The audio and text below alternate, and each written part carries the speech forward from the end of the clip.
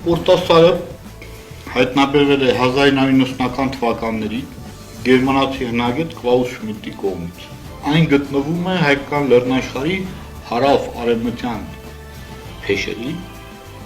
Ուրֆա քաղաքից ոչ շատ հեռու։ Այն ուրեմն աշխարհում հայտնի է թուրքացված անունով պորտասար, ուղղակիորեն թուրքերը թարգմանել են Գյոբեգլի թեփե է կոչվում։ Դա մի հսկայական կառույց է, հսկայական, որ գտնվում է պորտասար կոչվող տարածքի վերին հատվածում, պեղված է 20 տարի է պեղվում է մոտարապես, 20-ից ավել տարի է պեղվում է, պեղվել է մոտարապես 10%։ Ենթադրություններ կան, թե ինչքան է մեծ, բայց այնքանը ինչքան որ պեղվել է արդեն, ուրեմն Կլաուս Շմիդտին հիմք է տվել ասելու, որ կառույցի տարիքը մոտարապես 12000 տարի է։ Սա առաջացեց հեղափոխություն պատմագիտության մեջ, աշխարհի քաղաքակրթության զարգացման պատմագիտության մեջ հեղաշրջում առաջացել։ Ինչու՞։ Որովհետև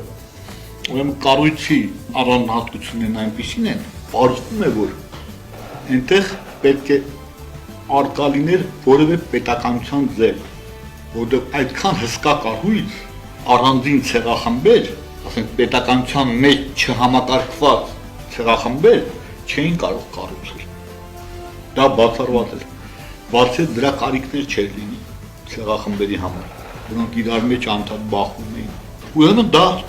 մի հասարակություն է եղել, որը պետականություն ունեցել ինչ-որ մի ձևի,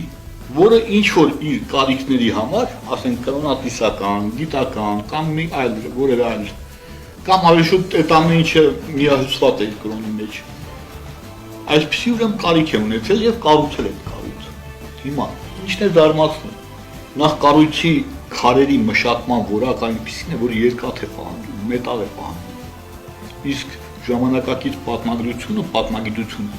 ասում է, որ երկաթը առաջ է եկել մոտարապես 3.5-4 հազար տարի, ոչ ավելի, կամ ավելի շուտ։ Իսկ ժամանակակից ուրեմն պատկերացումները այնպիսին են, որ առաջին պետականությունները աշխարհում առաջ են եկել 6000 մոտարապես տարի առաջ, դա Շումերում եւ Եգիպտոսում էր։ Բայց ինչն է հետաքրքիր, Շումերում եւ Եգիպտոսում ուրեմն պեղումները ցույց են տվել, որ այդ պետականությունների եւ այդ մշակույթների ավելի պրիմիտիվ ձևերը բացակայում են։ Այսինքն այդ քաղաքակրթությունները հանկարծակի ծագել են։ Դեն բան չի կարող լինել դատարկ տեղ։ Ուրեմն այդ ենթադրությունը տեղալն է ժամանակագիտության, որ այդ ուրեմն մշակույթները եւ քաղաքակրթությունը ինչ որ տեղից եկել են ու հիմնել են մեկը Շումերում, մյուսը Եգիպտոսում։ Նախնդիրը դրված գտնել այդ երրորդ տեղը։ Ինչն է հիմա հեղափոխական մասը Կլաուս Շմիդտի հայտնագործության։ Դա այն է, որ նա ցույց է տալիս, որ առաջին պետականությունները եւ քաղաքակրթության զարգացման առաջին, այսպես, խոշոր նվաճումները եղել են հայկական լեռնաշխարհում։ Ու սա հիմք է տալիս բոլորին ենթադրելու, որ քաղաքակրթությունները Շումեր եւ Եգիպտոս վերվել է արդեն հայկական լեռնաշխարհին եւ պորտասարը դες մի օրինակ։ Եթե մի պետություն է եղել, որը այդքան խոշոր կառույց կարող էր կառուցել, նա չէ կարող բավարարվել, ասենք, միայն Ուրֆայի տարածքում։ Այն պետք է ընդգրկել ամբողջ հայկական լեռնաշխարհը։